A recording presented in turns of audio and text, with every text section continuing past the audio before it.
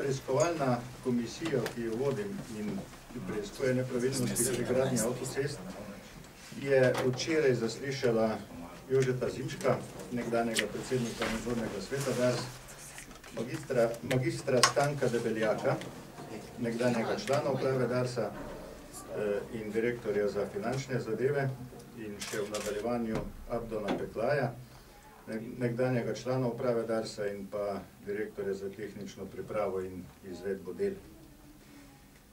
Predmet zaslišanja je bil v medijih objavljen zapisnik oziroma zabeležka sestanka med DARS-om, SCT-jem in pa predstavniki vladajoče politike konec avgusta leta 2004, na katerem se je dogovorilo, katere posle bo pridobil SCT mimo postopkov javnega naročanja.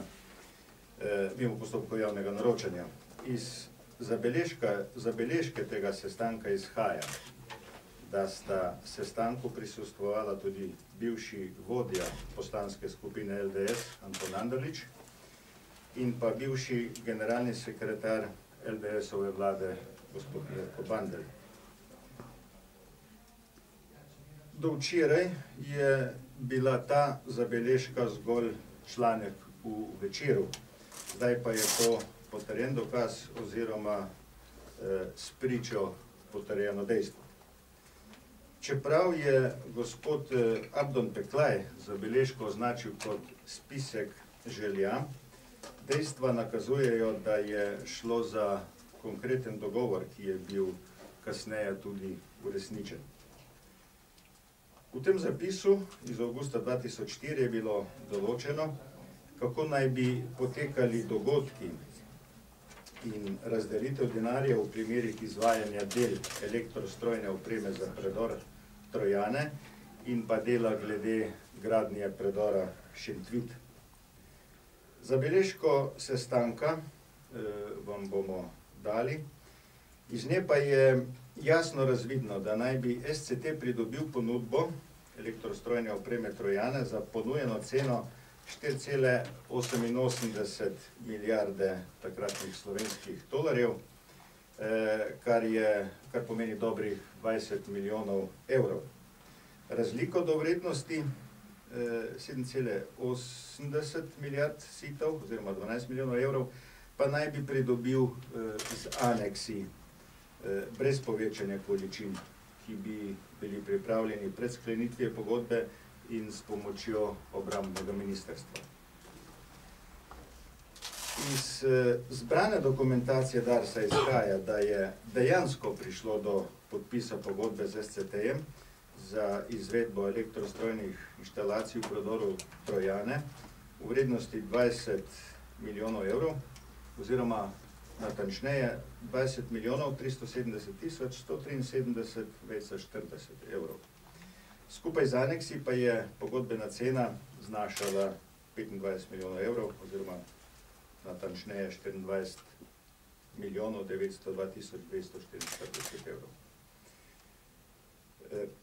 Ker je posel za izgradnjo predora Trojane pridobil italijanski Impreso Grassetto, je bil takrat zidarjev SCT zelo razburjen. Očitno so želeli nekateri izgubo posla gospoda zidarja nekako nadomestiti, zato so v zadnji točki tega avgustovskega zapisnika prisotni določili, da SCT dobi posel za gradnjo dvocevnega predora s polnim priključkom v Šentvidu in vključevalnim pasom v predoru na avtocestnem odseku Šentvid-Koseze v vrednosti 11 milijard 500 tisoč takratnih slovenskih tolarjev ali dobrih 48 milijonov evrov. In pa razliko do limitirane vrednosti skozi spremenjene okoliščine.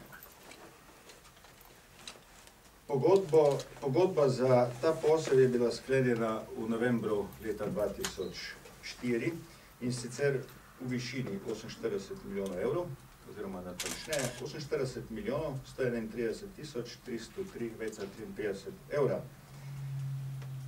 Ta pogodbena vrednost se je z aneksi do leta 2008 povečala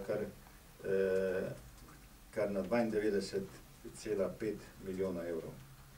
Sploh so aneksi zaščitna blagovna znamka SCT-ja, kako izgleda. Dejstvo torej je, da zabeležka tega avgustovskega sestanka nikakor ni bila spisek želja, kakor jo je označil nekdanji član uprave Darsa gospod Abdon Peklaj, temveč konkreten predlog dejanj, ki so se potem tudi uresničila oziroma izvršila. Skrb vzbujajoče pa je ob tem prisotnost predstavnikov takratne vladajoče politike, to je gospoda Anderliča kot vodja takratne največje vladne stranke LDS in pa generalnega sekretarja vlade gospoda Mirka Bandle. Kažejo se torej povezave takratne vladajoče politike z nekaterimi gradbenimi lobiji. V nadaljevanju zaslišanj bomo ugotovili, kako to, da so bile vse želje SCT tudi potrjene oziroma uresničene. Tudi zato bomo na prihodnji seji komisije, ki bo 22. marca tega leta, ponovno zaslišali magistra Božiča, bivšega ministra za promet, in Ivana Zidarja, in pa Kuzmana, torej osebe, ki so bile prav tako prisotne na tem avgustovskem sestanku.